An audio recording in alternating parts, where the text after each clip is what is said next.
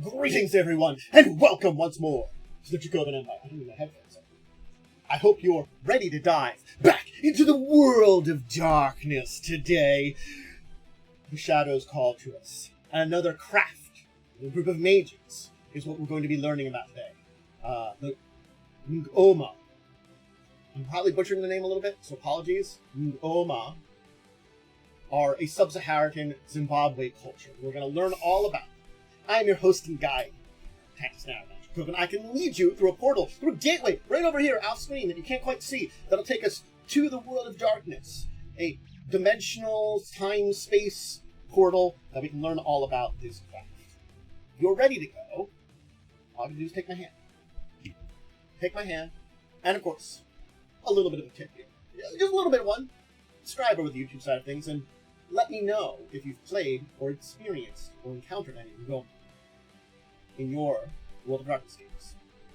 Alright, portal's open, it's ready to go. Let's go.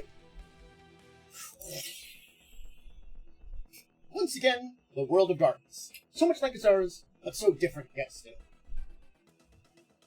We have two great sources that tell us everything we need to know about Ngoma.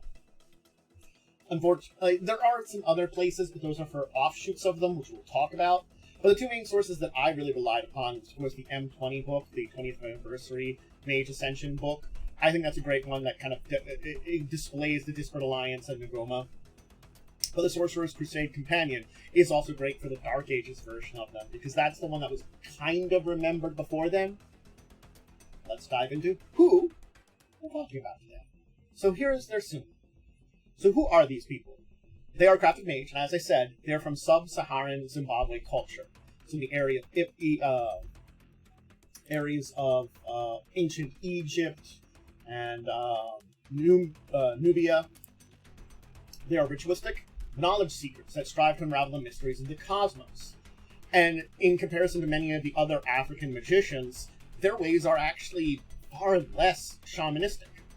Many of those other African magicians, not all of them, but many of them other, dive into very shamanistic ways of doing magic. They are ritual knowledge driven. They were considered to be dead, actually. In 2001, there was a congregation, and a group of them joined the Order of Hermes as a minor house of House Ngoma, and a portion of them, though, remained on their own, and actually have now joined with the Disparate Alliance. They are particularly skilled in life, crime, spirit, and mind as the spheres that they focus on. So yes, they, like many of the other smaller crafts, have at this point in time split apart with everything that happened in 2001, with some of them joining various other larger groups, and some of them trying to maintain that independent streak. Their best.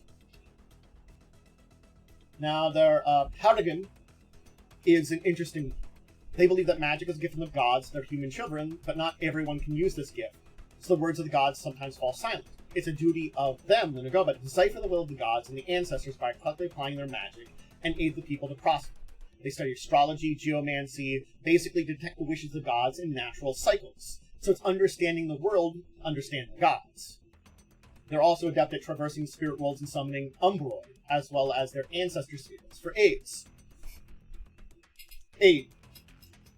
That was a weird brain slip. What the hell was that one? For aid. As aids. To them. My brain breaks sometimes. Don't mind me. Now here's their Dark Age symbol, just to use it to talk about their history. And we have to kind of understand their very early history.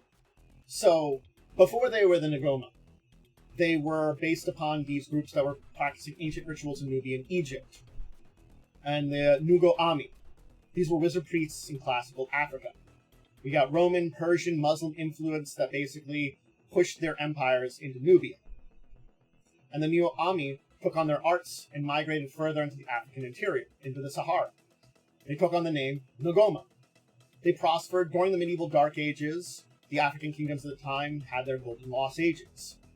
And the height of this, they served as counselors to the great rulers, healers, priests, teachers, philosophers. They were renowned for a lot of their great and even European magi they caught the attention of. When the Grand Convocation came, unfortunately, they hit prejudice.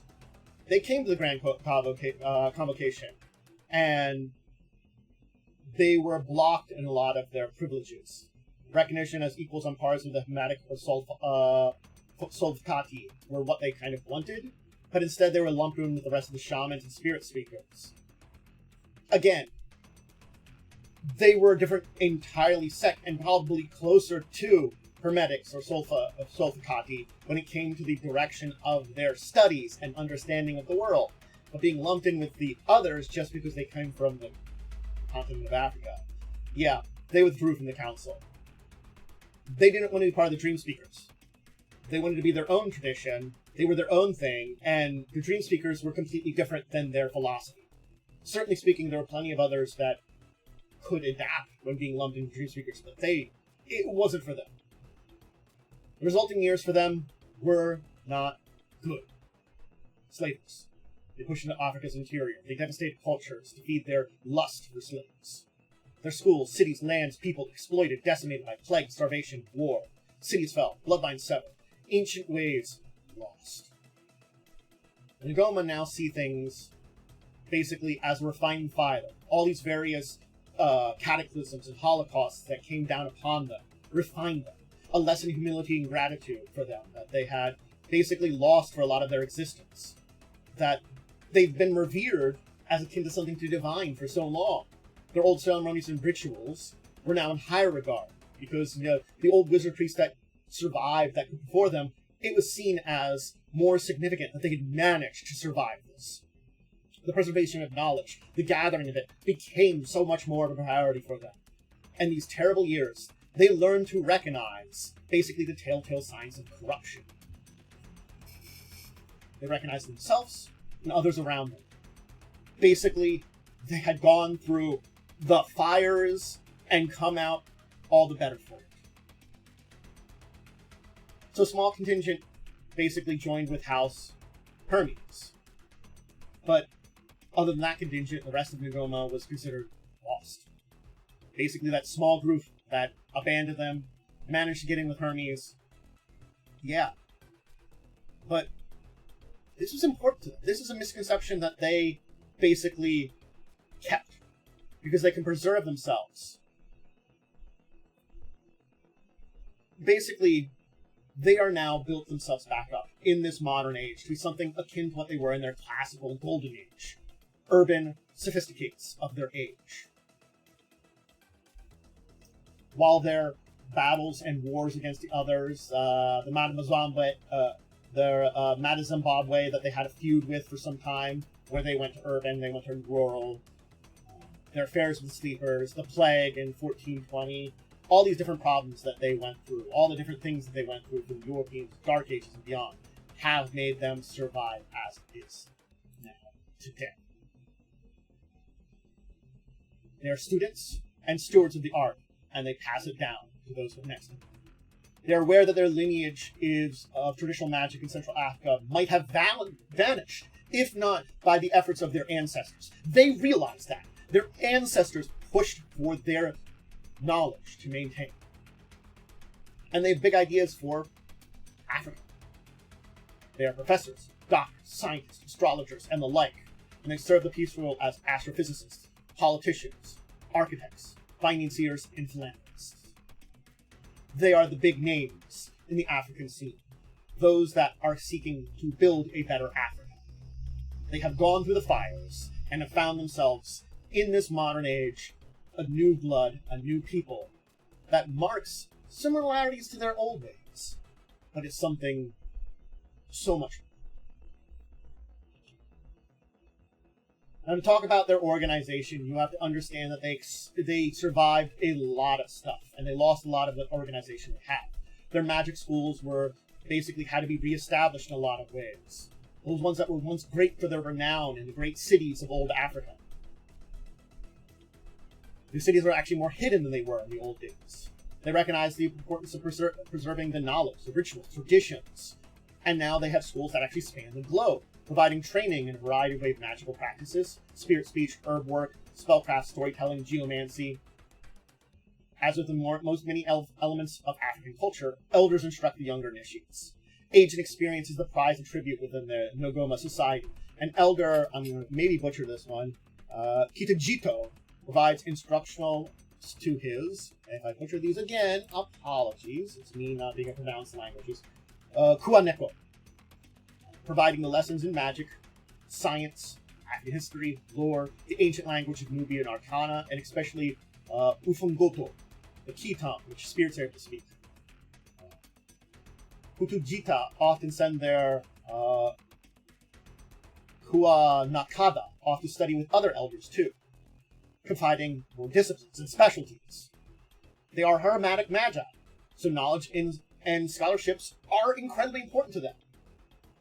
And they believe that the wide vessel holds more water, so a broad range of knowledge confers a greater array of possibilities. So they're very much so a generalist, because, you know, they're like, yeah, maybe we're not as strong in one subject, but being that broad range means that we can have more opportunities, more knowledge.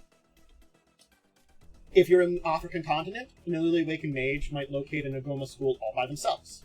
Outside of Africa, a potential initiate generally needs to find or be found by Kitujito, who begins his training to initiate them and refers to them as school, often paying the entrance and travel fees so that the Kuaneko can concentrate on their studies without worrying about finances. Training involves years of study, vision quests, magical ordeals. A non-awakened student who has exceptional potential are encouraged to learn as much as possible, even if they never awaken. They might actually find a place in the secret support society the Ngoma rely upon. So basically, even if you don't awaken, you can still be part of the Ngoma and be very strong within their culture. They have people that are non-awakened that they rely on for their build, for this organization that they've managed to build out of the dust.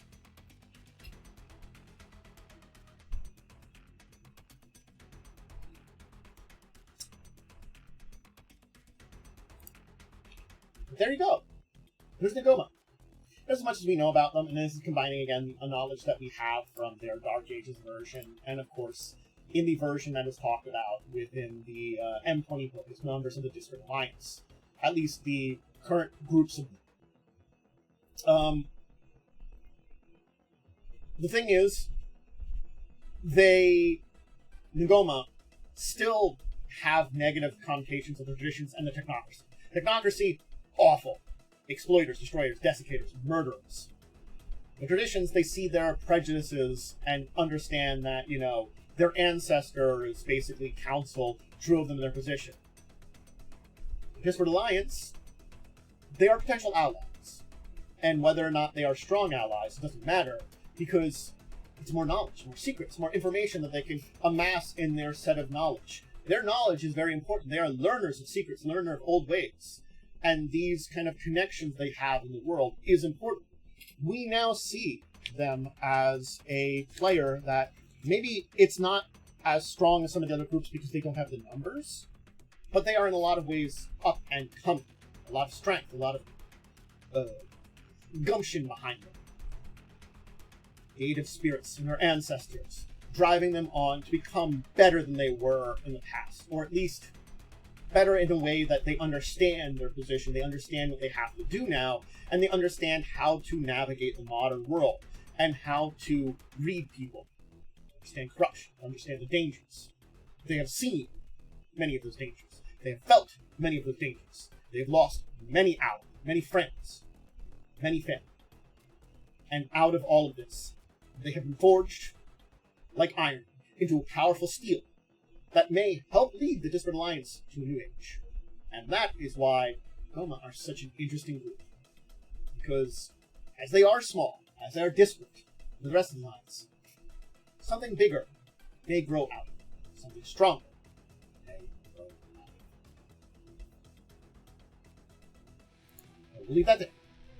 I hope you enjoyed today. I hope you enjoyed diving into another bit of Mage The Ascension. If you want to check out more of my stuff, you can always check it out on YouTube or Twitch. YouTube side of things, where all my tabletop stuff gets uploaded, whether or not it's from a Twitch stream or otherwise. For Twitch, I stream a lot of my tabletop-related stuff like this, my live plays, most of which are old archived over on YouTube, but my current one being Fall of Avatar Wednesdays at 8, check it out. And of course, things like my tabletop discussions with discussing tabletop Saturdays at 6. I do other things over on Twitch side, gaming, hanging with friends, chatting, answering questions to people, all these kind of things. Check out my social medias for updates on schedules for various things, but usually Tuesday through Saturday I have stuff I stream, and most days of the week stuff goes up on YouTube. Alright everybody, I hope you enjoyed. Check out the rest of my stuff, and until the next time, we dive into Mage, something else in the world of darkness, or something else in the tabletop world, I bid all of you out there adieu, and wonderful farewell.